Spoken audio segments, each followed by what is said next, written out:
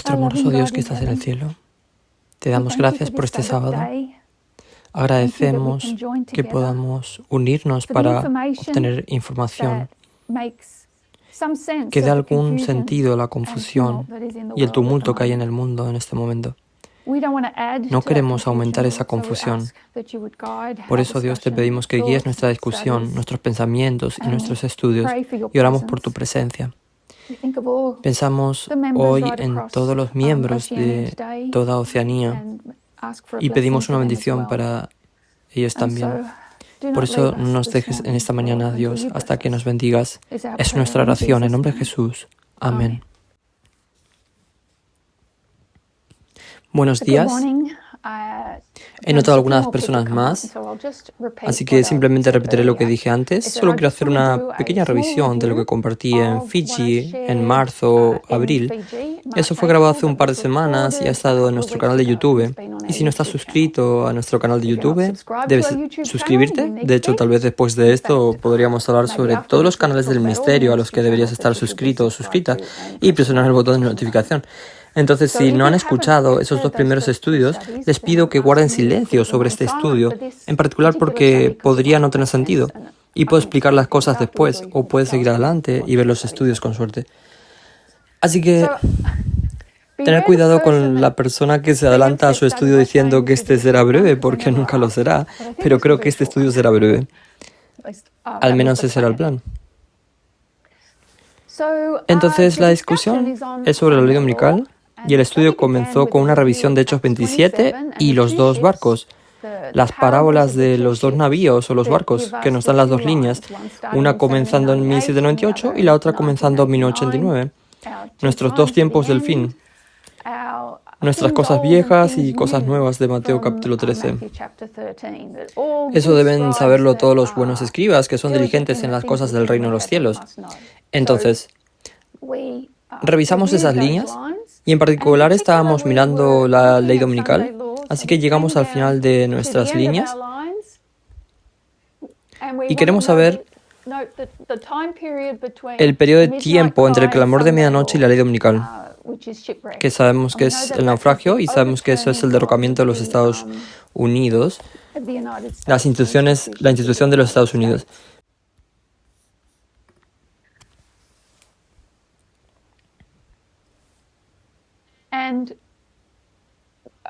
Y simplemente he traído esta parte, esta porción de la segunda línea y la hice más grande. Observamos que la batalla de Benevento ocurrió en el año 275 a.C.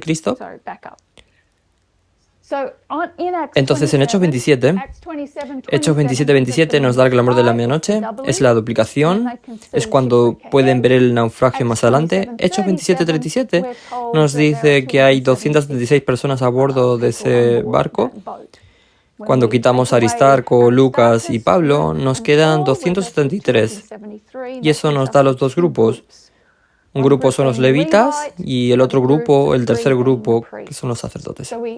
Entonces, 273 a.C., usamos ese número 273 como símbolo de los levitas, pero también retrocedemos en la historia y miramos el año 273 a.C. y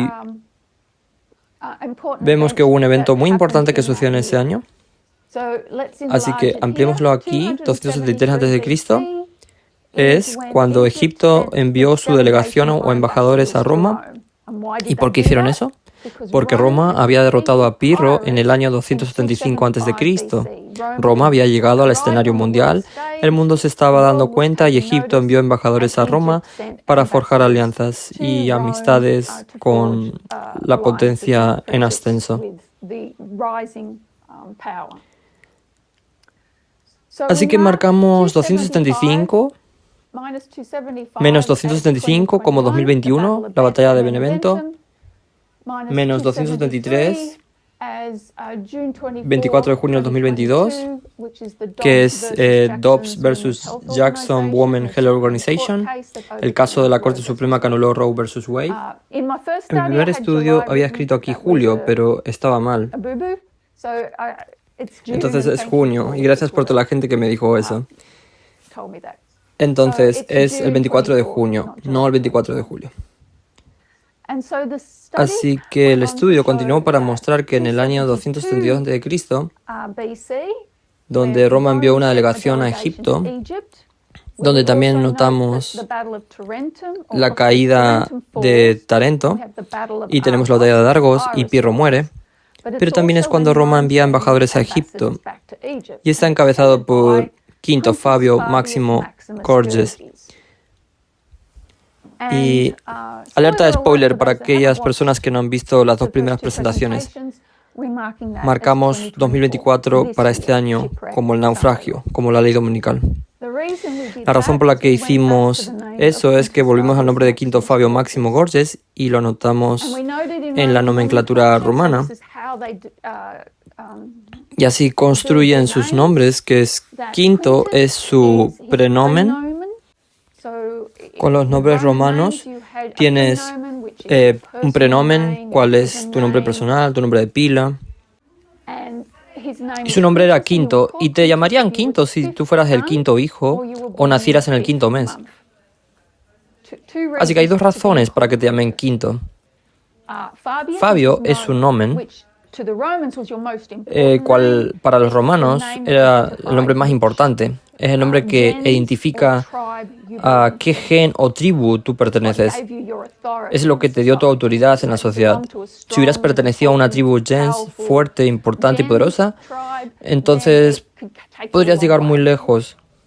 Como Julio César. Nació pobre, pero no importó porque él es de la tribu Julio, así que pudo subir esa escalera.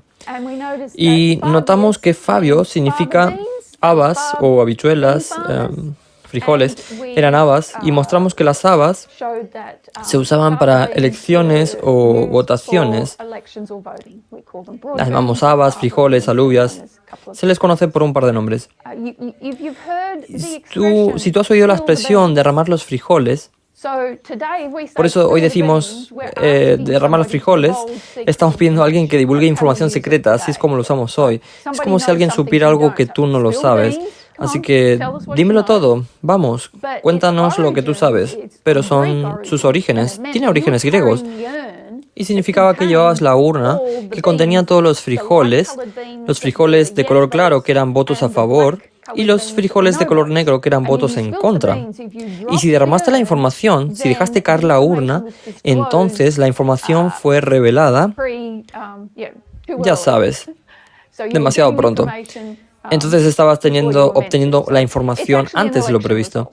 Entonces en realidad es un resultado electoral. Así que decir eso de derramar los frijoles es conocer el resultado de las elecciones. Y además, Máximos Gorges es el cognomen, que es como un apodo, es un nombre descriptivo. Y puedes obtener un cognomen al igual que un apodo. O puede mostrar de qué familia eres en esa tribu en particular. Entonces se puede dar por un par de razones. Por eso lo llamaron Máximo Gorges, porque en su juventud era bastante excesivo. No estoy exactamente segura de qué significa eso, pero no lo sé. Beber, ir de fiesta, comer. Se llamaba Máximo Gorges. Así es como quedó su nombre. Entonces identificamos que la ley dominical está relacionada con las elecciones y la votación. Y así repasamos la historia del derecho al voto, particularmente en los Estados Unidos, porque queremos saber la verdad de la cuarta bestia, que es Roma, que identifica a los Estados Unidos en el fin del mundo. Es la tierra gloriosa. Hay medio mundo votando este año, pero la tierra gloriosa es el único país en el que todos se concentran.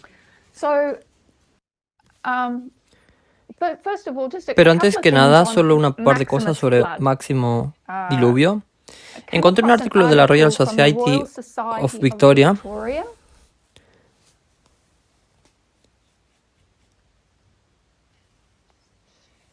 y voy a compartir esto.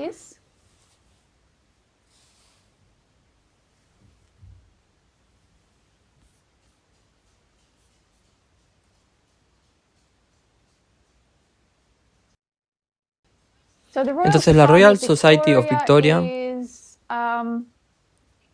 convoca a la comunidad científica de Victoria La membresía está abierta a cualquier persona interesada en la ciencia y su historia, y esta es su edición de abril de 2024. Y solo leeremos los 2 primeros párrafos. Está en aumento la información errónea y la desinformación. En esta edición analizamos 4 crisis que enfrenta actualmente nuestro planeta. Para 3 de ellos, es relativamente fácil ver la amenaza, que la disminución de la biodiversidad amenaza la existencia de las especies, la contaminación del aire, el agua y el suelo está afectando la salud de todos los seres vivos, y el cambio climático está sumiendo cada vez más a los sistemas de la Tierra en un caos. Realmente se sienten como los jinetes de un apocalipsis. Entonces señaló las 3 cosas: la disminución de la biodiversidad, la contaminación y el cambio climático. La cuarta de estas crisis, el aumento de la información errónea, puede parecer menos catastrófica que sus contrapartes, pero podría decirse que es el jinete que precedió a las demás.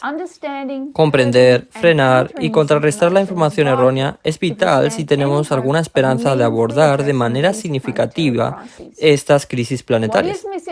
¿Qué es la información errónea? ¿Qué problemas causa? Y lo más importante, ¿qué podemos hacer al respecto? Me gustó su explicación aquí, su definición. La información informa a la audiencia sobre algo. Son datos que han sido procesados y dan contexto para que transmitan significado.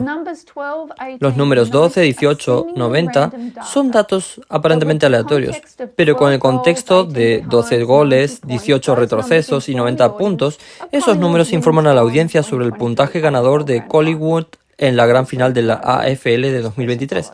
Obviamente sepa quién sigue esta persona.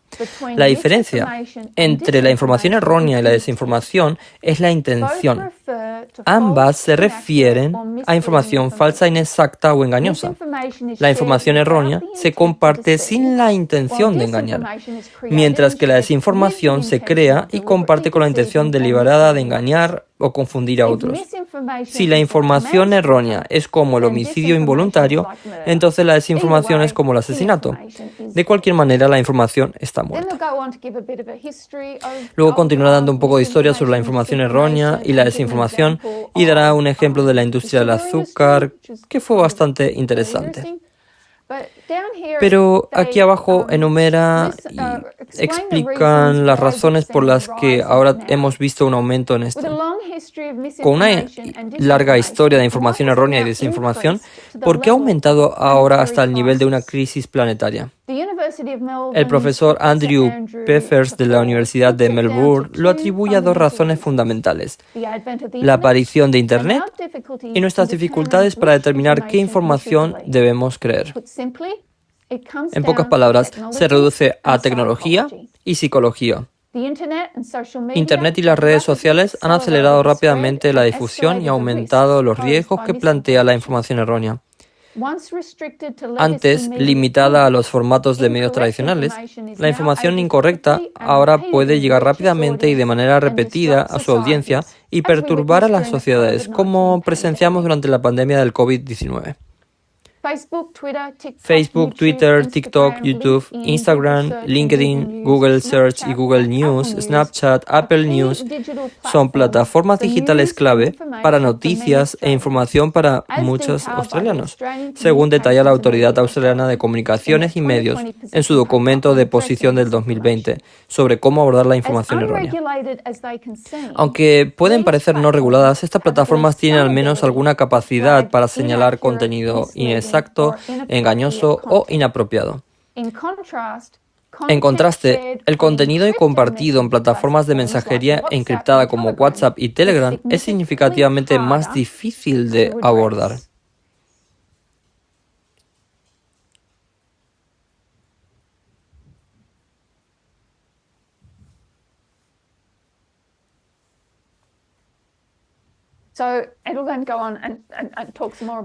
Luego continuará y hablará un poco más sobre eso, pero lo que quería señalar allí, que saqué de este artículo, pero que también lo estoy viendo en otros lugares, es el problema de WhatsApp. Y sabemos que es una bendición, pero también puede ser una maldición. Y si digo que hablemos sobre los disturbios de Wakely, ¿estoy pronunciando eso bien? Sí, los disturbios de Wakely en Sydney. a principios de abril en este año. Si recuerdas los disturbios de Wakely, hubo un joven extremista que entró en una iglesia mientras estaban transmitiendo en vivo y apuñaló al sacerdote en esa transmisión en vivo. Y de modo que en media hora había 2.000 personas que descendieron a esa iglesia. Y la información se difundió más rápido que cualquiera de las fuentes de noticias a través de estos grupos de WhatsApp. Algunos de los grupos de WhatsApp eran más de 800 personas, pero había varios y algunas personas de estos grupos que pedían calma, pero había suficientes personas compartiendo información errónea y desinformación sobre esos grupos que crearon un viaje.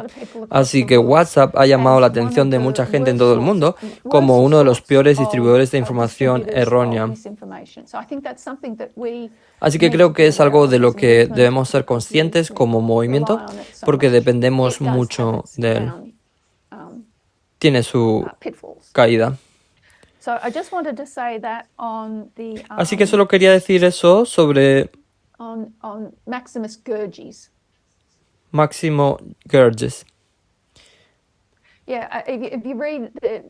Si lees y si buscas en Google, hay un artículo de The Guardian realmente bueno que habla sobre cómo se difunde la información en WhatsApp, y entrevistaron a personas y dijeron que estaban obteniendo los mismos vídeos, las mismas fotos, pero con diferentes comentarios y diferentes explicaciones. Así que realmente no sabían qué creer. Pero realmente había un problema allí. Bien, ese es Máximo Guerges. Entonces las habas o los frijoles, en realidad es posible que justo antes de ir a votar simplemente queramos tocar nuevamente a Quinto. Entonces notamos que Quinto, te llamaban Quinto si eras el quinto hijo o nacías en el quinto mes. Entonces miramos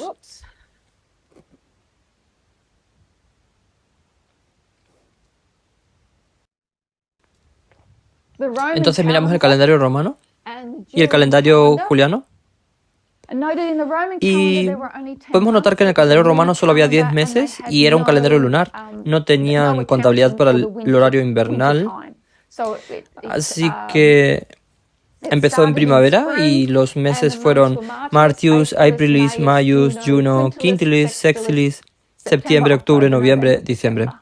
Lo cual tiene mucho sentido porque septiembre son, ya saben, 7, 8, 9, 10 meses. De hecho, hubo muchos cambios en el calendario entre Rómulo y el calendario romano, el comienzo del calendario romano, y Julio César y el calendario juliano. Hubo un emperador que introdujo Janarius y Fleviarius, pero fue Julio César alrededor del 45 a.C., quien hizo los cambios más importantes. Y lo convirtió de un calendario lunar a un calendario solar. Y lo comenzó con enero, Janarius, o decimos enero. Así vemos la adición de cambios de 2 meses a los días del mes. Bastantes cambios importantes. Y no terminaron ahí porque Augustus también lo modificó. Pero todavía lo conocemos como calendario juliano. Y así, a partir de enero, notamos que Quintilis, del calendario romano, el nombre cambió a Julio, porque Julio César le pondría su nombre y luego Augusto le pondría su nombre a Sexilis. Entonces, Quintilis se convirtió en Julio, porque era el cumpleaños de Julio César, creo, que el 11 o el 12, o el 13, 12 o el 13 creo. No estoy seguro. Por esa época de agosto. No era su cumpleaños, creo que septiembre es en realidad el cumpleaños de Augustus, pero fue un mes importante para Augustus. Así que marcamos julio como el quinto mes. Y también cuando se trata de Donald Trump, lo marcamos como el quinto presidente desde el tiempo del fin. Desde Ronald Reagan hemos tenido a Bush padre, Clinton, Bush hijo, Obama, y el quinto es Donald Trump. Pero también lo es porque tenemos a Biden y también es el séptimo. Y proféticamente entendemos que el quinto y el séptimo son iguales. Piensen en Sardis y la Odisea. Entonces, Donald Trump es el quinto, pero él es el séptimo también, que es esencialmente lo mismo. De todos modos, será el séptimo. Entonces, ese es Quintilis.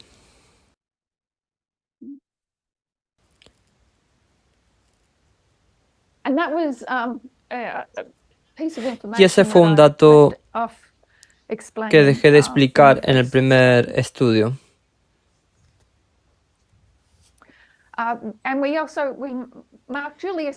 También señalamos a Julio César como significativo, porque en julio,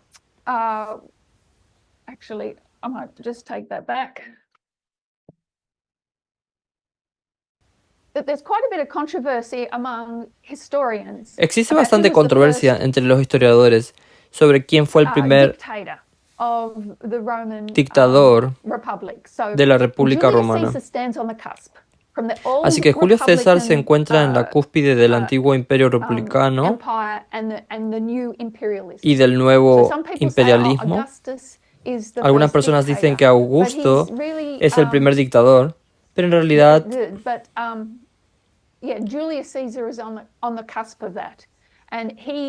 pero sí, Julio César está en la cúspide y se declaró dictador y dictador vitalicio. Así que aquí marcamos a Julio César. Cuando miramos su nombre, notamos que se llama Gayo Julio César.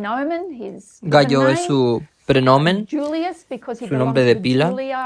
Julio, Julius, porque pertenecía a la tribu Julio, es su nomen, pero César era su cognomen. Y lo llamaban así porque mostraba a qué tribu pertenecía.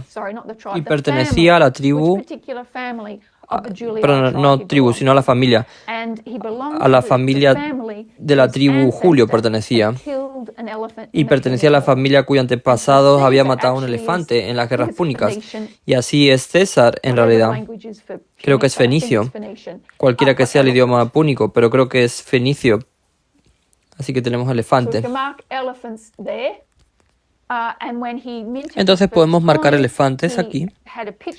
Y cuando acuñó su primera moneda, tenía la imagen de un elefante encima de su nombre. Entonces notamos que en julio de este año será la Convención Nacional Republicana y habrá 2.272 delegados comprometidos que irán a esa conferencia a votar por Donald Trump, porque él ganó las primarias. Habrá más que voten por él. Todos votarán por él, pero son ellos los que hasta ahora están comprometidos.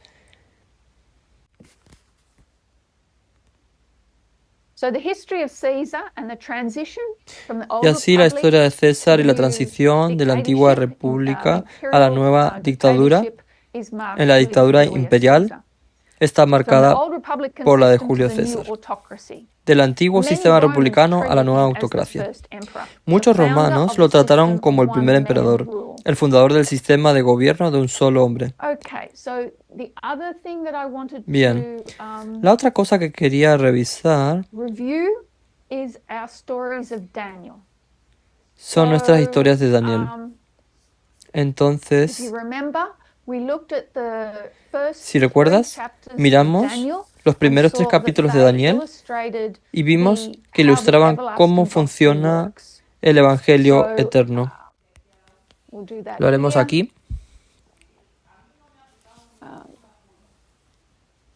Daniel 1, Daniel capítulo 1, ilustra el mensaje del primer ángel.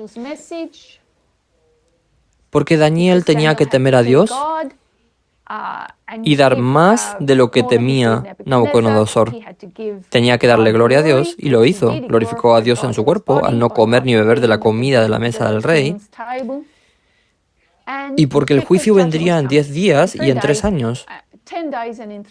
2 lotes de juicios para Daniel Y Daniel 2,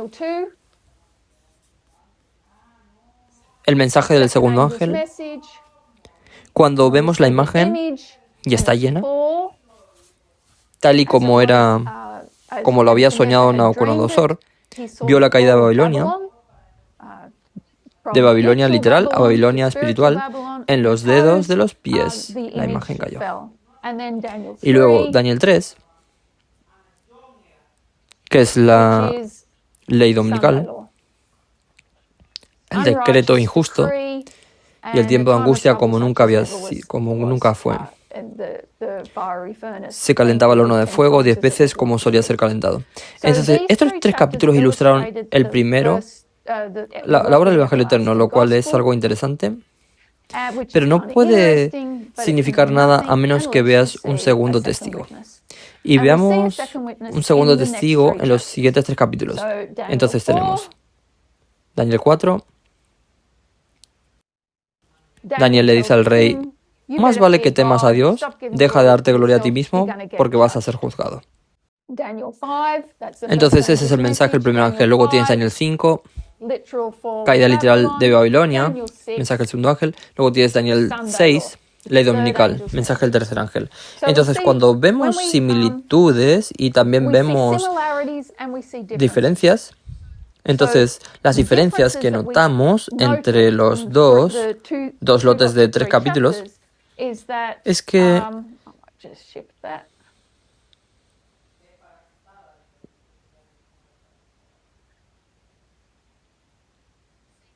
vemos esto en los 3 primeros capítulos, que es una ilustración de la Iglesia Adventista del séptimo día, y los otros 3 capítulos vemos una ilustración de los Estados Unidos de América, tan similar a lo que es la parábola que vemos en Hechos 27, que son las instituciones. Y lo podemos ver eso en la historia de Daniel.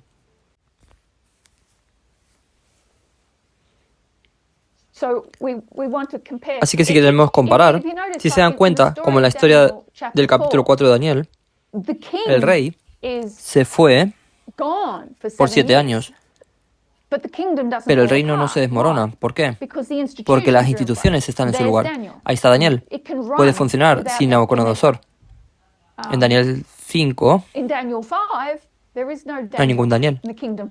En el reino caído, la madre de Belsasar tiene que decirlo: férrate, creo que será mejor que vayamos a buscar a ese viejo que suele trabajar para nosotros. Él te dirá lo que está pasando. Entonces el reino cae, ¿no? No Daniel. Pero lo que queríamos hacer es comparar Daniel 6 y Daniel 3, porque estamos interesados en la ley dominical y el decreto injusto. Y lo que notamos cuando pasamos por las elecciones, la historia del derecho al voto de los Estados Unidos, es el uso de la palabra sufragio. Y el sufragio significa oraciones. Porque ¿qué haces cuando estás orando? Estás pidiendo que alguien interceda por ti, para representar a alguien con quien estás hablando. Alguien que te representa y que quiere interceder por ti. Entonces es lo mismo cuando votamos. La votación se llama sufragio.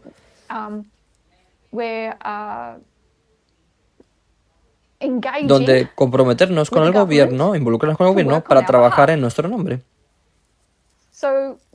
Entonces vemos el sufragio aquí en el capítulo 6 de Daniel. Es una historia similar, pero diferente en el capítulo 3 de Daniel. Hay similitudes y diferencias. Entonces, ¿por qué está orando Daniel aquí? Él está orando la oración de Daniel capítulo 9. Él está orando por la restauración. Y estamos orando por la restauración también. La restauración que ha buscado Daniel es la reconstrucción de una ciudad. Y la restauración de un rey es diferente a la restauración por la que estamos orando. Estamos orando por la restauración del Edén. Pero su restauración es una restauración al fin y al cabo. Nosotros no queremos ningún rey terrenal. Nosotros lo vemos como un problema. Pero de todos modos, Daniel, el capítulo 6 son las oraciones. Entonces, con Daniel capítulo 6, con la situación de Daniel, hay varias opciones. Entonces, el injusto hace el decreto injusto, es que tenías que orar al rey Darío, o puedes pedirle al rey, o puedes pedirle a tu Dios, Pero si le pidieras a tu Dios, serías arrojado al foso de los leones. ¿Había entonces alguna otra opción? Y sí lo hay. No se podía presentar ninguna petición. Simplemente no le pidas nada al rey y no le pidas nada a tu Dios. Quédate en casa. Quédate en casa y cierra las cortinas. Y la razón por la que esto es significativo es porque cuando miramos las elecciones este año, es ese tipo de actitud, lo que se llama votantes no comprometidos, tendrá un efecto enorme en los resultados electorales. Y hay algunos estudios realmente interesantes que se han estado realizando desde el 2022, probablemente antes, pero han analizado el papel de los votantes no comprometidos. Así que quiero compartir un poco de información sobre eso.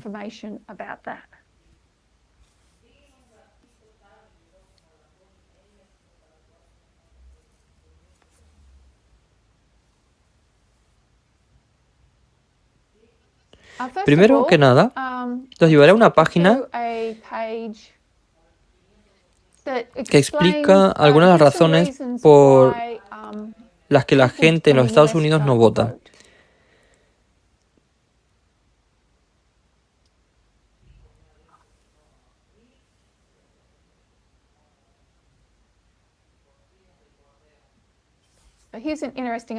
Pero hay un artículo interesante, 5 razones por las que la gente en Estados Unidos no vota. Una lista de las causas conocidas. Hay muchos estadounidenses que quieren votar, pero no pueden. Entonces, ¿por qué no pueden? Porque en algunos estados, si has tenido una condena, si has sido un delincuente convicto, te retirarán de las listas de votantes. Para algunos, a veces es muy difícil para las personas obtener identificaciones votantes porque es necesario tener una identificación con fotografía emitida por el gobierno y eso los limita. Y hay países que no son países, lo siento. Hay territorios estadounidenses que son Guam, las Islas Vírgenes, las Islas Marianas del Norte, Samoa Americana, Puerto Rico. No se les permite votar en las elecciones generales, aunque los resultados de esa elección influyen en sus vidas. Así que hay cientos de miles de no votantes que votarían si pudieran, pero no pueden. Luego explica por qué la edad, el género, la educación, el nivel socioeconómico y la raza influyen en si votas o no. Y la pobreza es un factor importante allí, como porque la gente tiende a no votar. El día de las elecciones se celebró el martes, lo cual es lo más ridículo. La razón es que es un martes es porque en el pasado era cuando los agricultores llevaban sus productos a la ciudad, era día de mercado y por lo que siempre se celebraba en martes. Y por supuesto, si estás trabajando, no te pagan por tomarte un tiempo libre para ir a las elecciones. Entonces se lo ponen difícil a la gente. Entonces la gente no vota porque no pueden darse el lujo de perder su día de trabajo, su salario. La gente no vota porque solo hay 2 partidos y no sienten que ninguno de ellos los represente.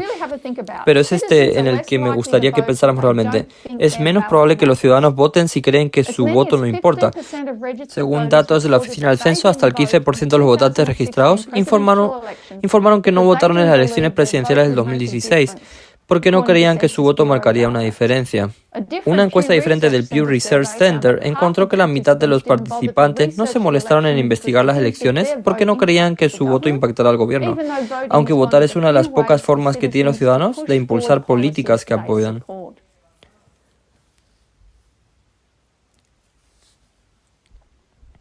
Así que creo que es algo importante a tener en cuenta, porque si miramos lo externo, también puede reflejar lo que sucede internamente. Por lo que la gente no vota porque no sienten que realmente importe su participación, y eso mismo puede suceder internamente. ¿Es realmente importante su voto, tu boleta, tu voz? Así que la participación de todos realmente importa. Y así como lo externo, entonces en lo interno también es. Creo que es un punto que podemos sacar de eso. Pero son estos no votantes, estas personas que no votan, también hay votantes no comprometidos. Así que marcamos el año 1989 como la introducción del Internet, de la World Wide Web, y la información va a explotar. Nunca había habido algo a lo que el mundo nunca haya tenido acceso antes. Ahora, en la época en que yo era niña, yo podía elegir entre dos canales de televisión. Si hubiéramos tenido dinero para comprar una antena, y mis padres pensaban que las antenas podían hacer que tu casa se viera mejor, porque en realidad pensaban que las antenas eran feas, entonces no nos permitieron tener una antena en nuestra casa. De todos modos, no creo que pudieran permitírselo, pero esa fue su excusa. Pudimos tener 3 canales, pero nosotros solo teníamos 2. Uno era ABC, que es nuestra emisora nacional, y el otro era el canal 7. Y cuando llegabas a casa había programación para niños. Tienes que ver eso. Y si estabas tomando el té, te sentabas a ver las noticias mientras tomabas el té o cenabas. Y luego después de la cena, había temas de actualidad. Y luego llegabas al programa que querías ver. Llegabas a tu comedia o lo que fuera, la característica principal de la noche. Pero la mayoría de la gente tuvo que sentarse a escuchar las noticias. Si recibiste un periódico y solo te interesaba la sección de deportes, al menos verías la portada de un periódico antes de llegar a él, incluso si no lo habías leído. Lo habías visto antes de llegar a la última página. La información ha crecido fenomenal desde entonces. Y la gente tiene tantas opciones entre televisión e internet, por cable, que uno puede desconectarse por completo de la política.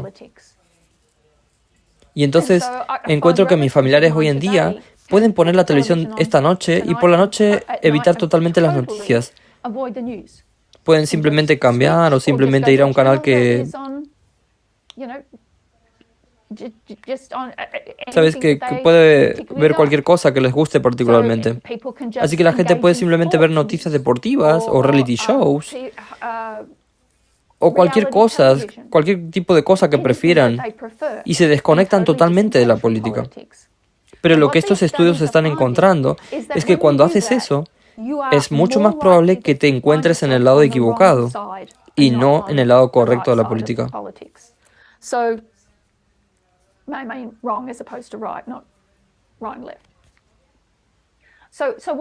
Entonces lo que sucede es que incluso, por ejemplo, si solo estás viendo un reality show, estás viviendo en un mundo de fantasía.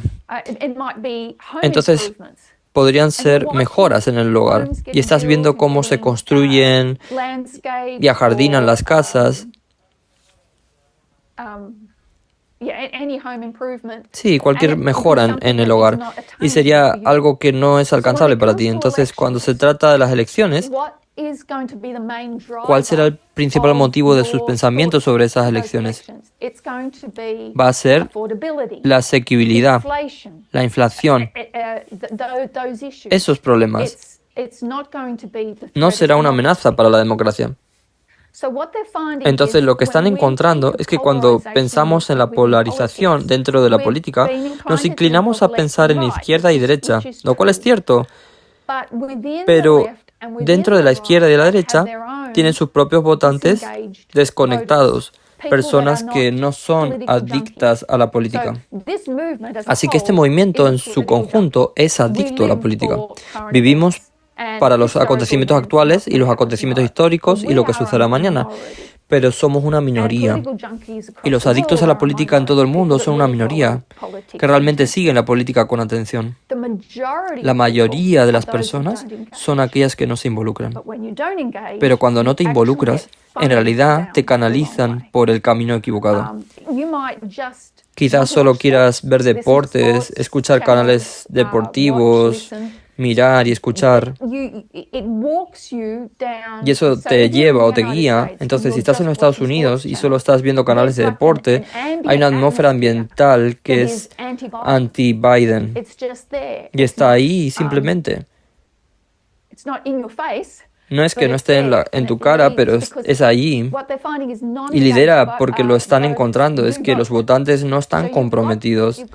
Y si votan, entonces hay mucha gente que no vota. Y luego hay una masa de gente que no está comprometida, pero que aún así vota. Lo mismo ocurre en Australia, donde tenemos el voto obligatorio Y la mayoría de los australianos no están comprometidos. Entonces, cuando se trata de nuestras elecciones, nuestros políticos tienen que dedicar ese tiempo a no molestar a nadie. Mientras que la política estadounidense tiende a ser más tóxica porque tienen que conseguir que la gente vaya a las urnas. Y entonces es muy suyo. Su campaña es más divisiva que la nuestra, debido a las situaciones diferentes. Por lo tanto, estar desconectado es una posición muy peligrosa. Entonces, si pensamos en Daniel capítulo 6, entonces tú puedes orar. Tú puedes orar a Darío. Esa es la decisión equivocada. Tú puedes orar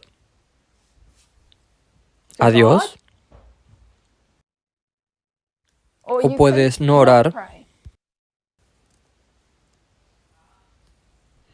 que eso también es una decisión equivocada. Entonces, nuestro compromiso dentro del movimiento, si lo reflejamos también, es también muy revelador.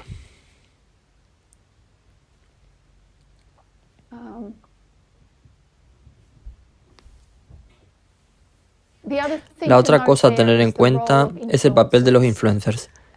Porque tú y el movimiento habéis hablado bastante sobre los influencers antes, y los influencers también lo son, aunque ni siquiera hablan de política, te están guiando por un camino particular.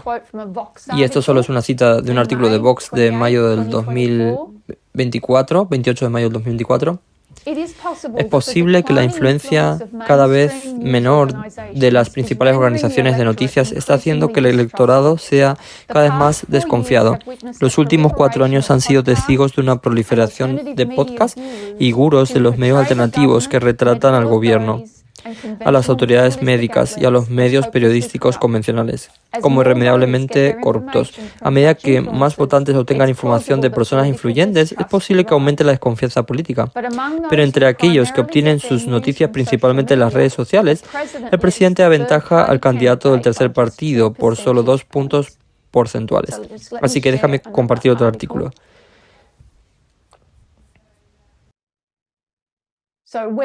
Entonces, ¿de dónde obtiene la gente su consumo de noticias?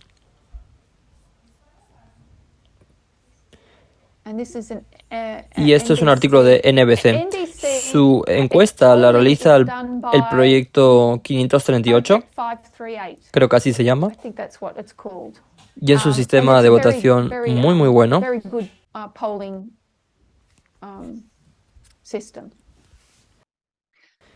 Pero esta es una preferencia presidencial, como varía según el consumo de noticias. Entonces, aquellos que no siguen las noticias políticas, el 53%, tienen más probabilidades de votar por Trump que por Biden. Aquellos que obtienen sus noticias de YouTube o Google pueden ver la línea roja, que es Trump, mucho más que la azul, que es Biden. Noticias por cable, roja sobre Biden. Medios de comunicación social, rojo sobre el azul. Luego, mientras bajamos, pero si miramos sitios de web digitales, noticias de cadenas nacionales, ya sabes, como nuestros periódicos ABC, el círculo azul realmente va a pesar mucho más que el rojo. Sí, a Trump le va mucho mejor con aquellos que no siguen las noticias políticas.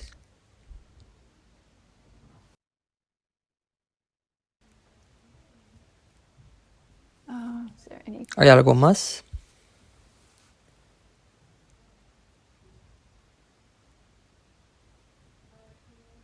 Entonces sí, tal y como se ejecutan las cosas en este momento, es posible estar totalmente inmersa o inmerso en las noticias y es posible desconectarse por completo de las noticias.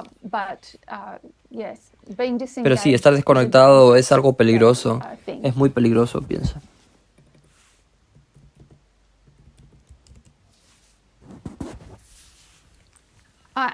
Y la otra cosa que están encontrando es que si dentro de los demócratas hay gente que está realmente involucrada en la política, y no digo la extrema izquierda, no estamos hablando de la extrema izquierda ni el del centro, estamos hablando de un género completamente diferente, así que los demócratas que están involucrados en política y los que no están comprometidos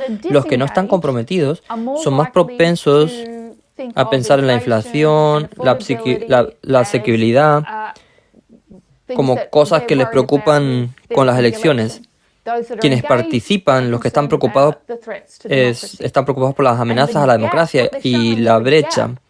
Y los que están mostrando es que la brecha entre demócratas comprometidos y demócratas no comprometidos es mayor que la brecha entre demócratas no comprometidos y republicanos no comprometidos.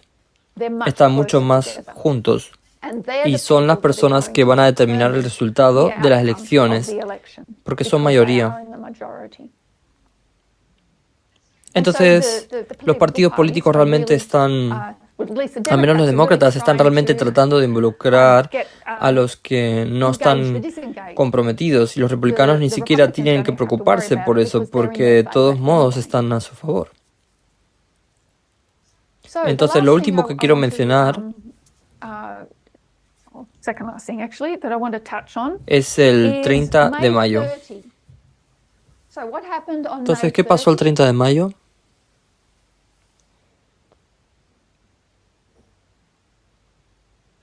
El 30 de mayo hubo un terremoto que emanó de una sala del tribunal de Bajo Manhattan. El jueves 30 de mayo, por la tarde, Donald Trump se convirtió en el primer expresidente de los Estados Unidos condenado por delitos graves. El expresidente Trump fue condenado por 34 delitos graves de falsificación de registros comerciales para mantener los pagos de silencio fuera del ojo público antes de las elecciones del 2016. Entonces, las acusaciones de New York, presentada por Alvin Bragg, fue juzgada entre un jurado en el tribunal de Juan Motions. A pesar de una estrategia de defensa agresiva, múltiples violaciones de una orden de silencio, abuso abierto y dirigido a los testigos y la amenaza inminente de un Donald Trump con el ceño fruncido mirándote, los jurados declararon unánimemente a Trump culpable de todos los cargos, por lo que ha sido declarado culpable de 34 cargos de fraudes empresariales. ¿Por qué es eso importante? Bueno, primero que nada, porque es un delito grave. Así que las palabras delito menor y delito grave no las utilizamos aquí. Entonces, un delito menor es un delito menos grave y un delito grave es un delito mucho más grave aquí. Aquí los llamamos delitos procesables y delitos sumarios. Entonces, un delito sumario en Australia es lo mismo que un delito menor. Es un delito menos grave. Y un delito procesable aquí es lo mismo que un delito grave. Entonces, fraude empresarial.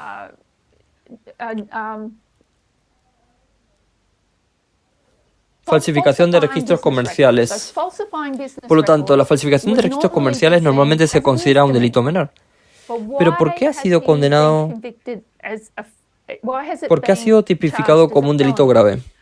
Porque ese delito menor se utilizó para encubrir otro delito.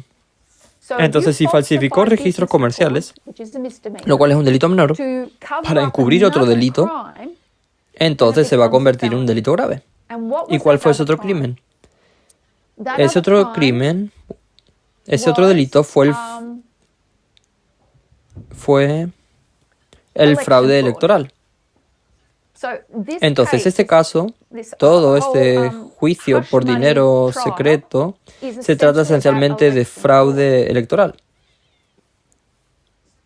Entonces, lo que los miembros del jurado tenían que hacer, tenían que decirse a sí mismos, Donald Trump, más allá de toda duda razonable, provocó que se falsificaran documentos comerciales. Y para ocultar otro delito, para ocultar una ley electoral de New York que consiste en utilizar medios ilegales para promover a un candidato en una elección. Entonces, hay una ley electoral de Nueva York, no debe utilizar medios ilegales para promover a un candidato en una elección. Por eso se convirtió en un cargo tan grave, un delito grave.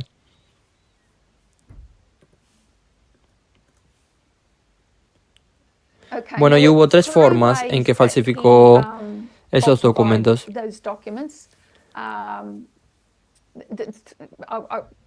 Yo no lo diré, pero puedes buscarlo por ti misma. Pero los jurados no tuvieron que ser unánimes en su decisión sobre cómo lo hizo. Hubo múltiples formas en que falsificó esos documentos. Pero esto, entonces, ¿por qué es eso importante? ¿Fuera tan malo que se acostara con una estrella porno? Bueno, eso es una cuestión moral. No lo aprobaríamos. Que la silencia le pagó dinero a esa persona, a esa estrella porno, para que lo mantuviera en secreto. Entonces, sí, no es algo bueno para hacer. Pero lo que hizo tan impactante es que, si estaba bien o mal, eso lo decidía el público. Si esa información hubiera salido a la luz, entonces el público la habría utilizado para tomar su decisión en las elecciones. Y al público nunca se le permitió tomar esa decisión porque les ocultó. Así que Donald Trump ya se había metido en problemas con las cintas de Hollywood, donde decía que podía agarrar a cualquier mujer por los genitales, algo que ya había estado haciendo. Era muy conocido en los círculos de Nueva York por sus abusos a las mujeres. Es simplemente prolífico, así que ciertamente no era ningún secreto entre los neoyorquinos. De modo que esa información ya había salido a la luz a través de las cintas de Hollywood Access. Y si esta información hubiera salido a la luz sobre el dinero para silenciar a la estrella porno, eso realmente habría afectado no solo los resultados de las elecciones, sino también su posición dentro del Partido Republicano. En aquel entonces no tenía el respaldo que tiene hoy. Entonces, ocultar esa información afectó a las elecciones del 2016. Entonces, podemos pensar que hay cosas importantes que mantuvieron a Hillary Clinton fuera del cargo en 2016. Sabemos que los rusos están involucrados, la colusión de la desinformación forma parte de nuestro mensaje del clamor de medianoche. Lo que también ha salido a la luz últimamente es el trabajo de Wikileaks y cómo Julian Assange se volvió contra Hillary Clinton y tuvo un efecto importante, y es por eso que mucha izquierda también dejó de respaldarlo, porque su divulgación de información perjudicó a Hillary Clinton. Y ahora también sabemos que este dinero para el silencio tenía un pozo.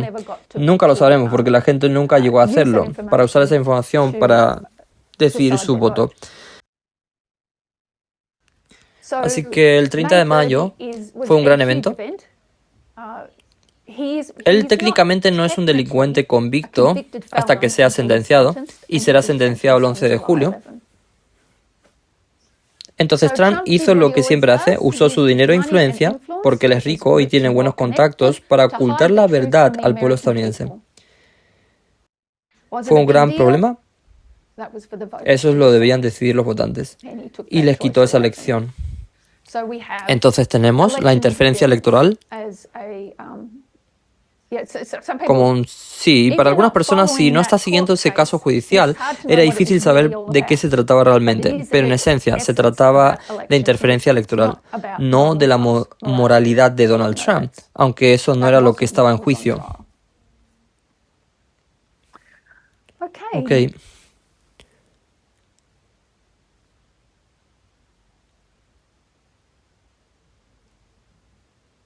Entonces, lo último que me gustaría compartir para terminar, para agregar a los estudios anteriores, es que el año pasado conocimos el libro The Demon Lover de Robin Morgan sobre la sexualidad o las raíces del terrorismo, dependiendo sobre qué edición elegiste, la sexualidad o las raíces del terrorismo.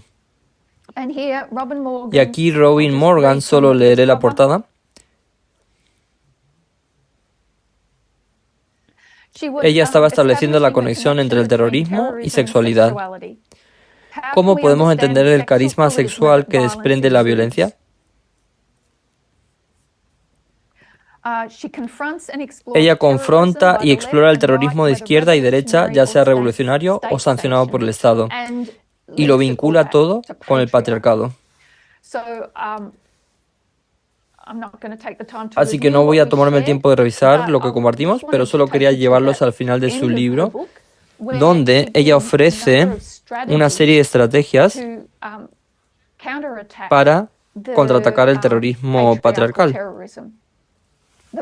La primera estrategia que ella da, dice, hablando de las mujeres, mira al mundo.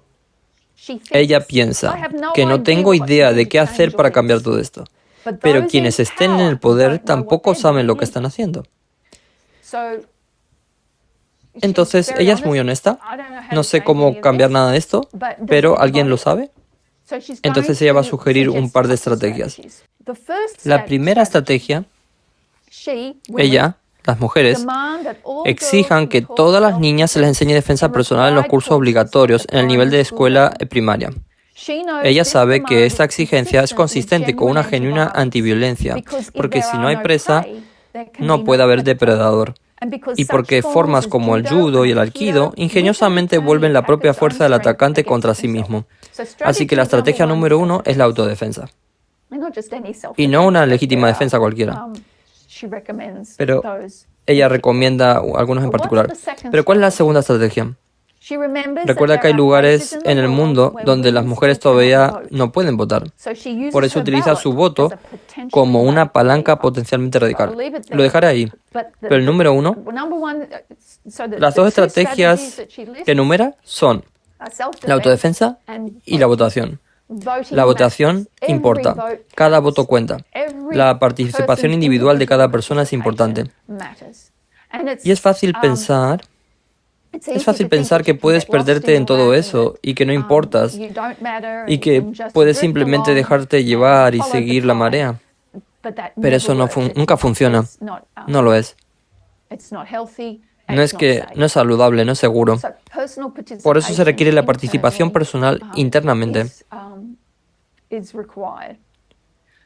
Y esta es una revisión de las dos presentaciones que se subieron hace un par de semanas. Y con solo agregar la información que quedó fuera.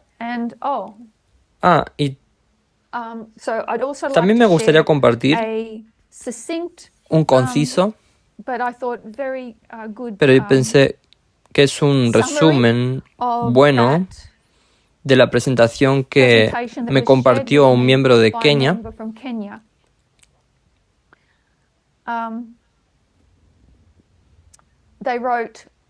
Y escribieron, cuando marcamos 2014, 2019 y 2021 como leyes dominicales en la sombra o desarrollos para la ley dominical, y tenemos que enhebrar los eventos, como ha sido demostrado, los tres hitos tienen que ver con el Partido Republicano. 2014, la purga del Partido Republicano de los moderados.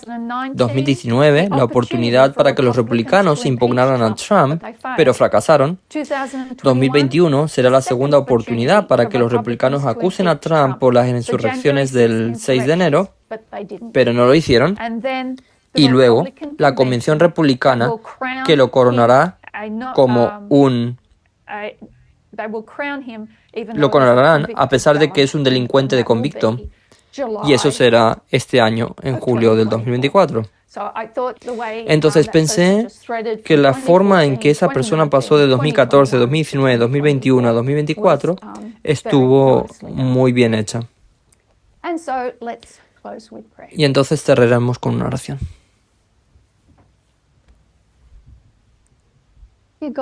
Querido Dios que estás en el cielo, están sucediendo muchas cosas a nuestro alrededor en este momento y pueden ser abrumadoras, pero no nos desanimamos. No nos importa formar parte de la minoría que ve la verdad en observar los acontecimientos actuales y comprender la historia.